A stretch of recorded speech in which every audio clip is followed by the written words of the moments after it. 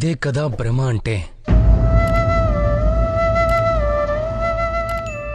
వివాహం ప్రేమ యొక్క లక్ష్యం అన్నది భ్రమ సోదరా. అందుకే ఈ మనుషులు మర్చిపోయి తప్పుని చేస్తున్నారు.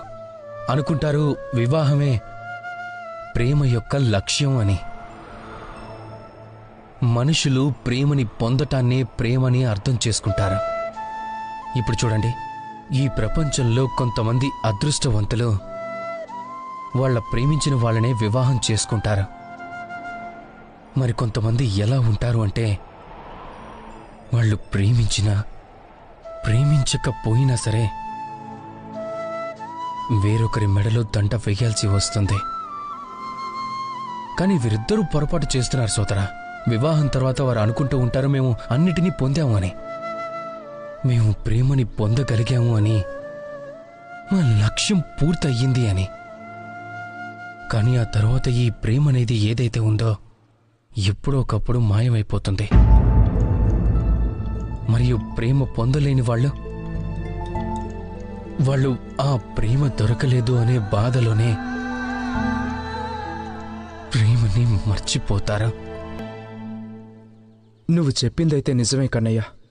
కానీ ఇది వివాహం ప్రేమ యొక్క గమ్యం కాకపోతే అప్పుడు మరేంటి? అంకితం. 100% నిస్వార్థమైన అంకితభావం. అంకితభావం అనేది ఏదైతే ఒక తల్లి మనసులో తన పిల్లల కోసం ఉంటుందో అది.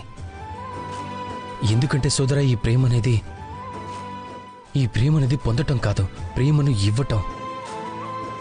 తనలో తనకి, తన అస్తిత్వానికి, అలాగే తన ఆత్మకి పూర్తిగా అంకితం ఇవ్వటం. ఈ ప్రేమ శారీరకంగా కాదు, అలానే భౌతికంగా కూడా కాదు. ఈ ప్రేమ తన ఆత్మకు తానే లొంగిపోవటం. ఈ వివాహం ఒక సంబంధమే కానీ దానిలో ఏ తప్పు లేనేలేదు. ఈ వివాహం ప్రేమ ద్వారా పరిమితం కాదు సోదరా. ఈ ప్రేమ ఎంతో ఎంతో గొప్పదే. ఇప్పుడు నేను మీకు ఒక ఉదాహరణ ఇవ్వాలి అంటే, ఇప్పుడు ఇంకా రాధ వివాహం తర్వాత ఆమె ఆనందం కోసం నేను కోరుకోవటం మానేయాలా?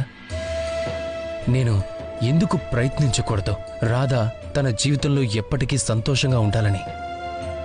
అంటే నా మనసులో రాధపై ప్రేమ తగ్గిపోయిందా? కృష్ణుడికి రాధపై ప్రేమ కృష్ణుడిలోనే కలిగి ఉంటుంది కదా సోదరా. ఈ ప్రేమ పాపంగా అప్పుడు మారుతుంది ఎప్పుడైతే మనం ప్రేమకు ప్రతిఫలంగా ఏదైనా కోరుకుంటామో.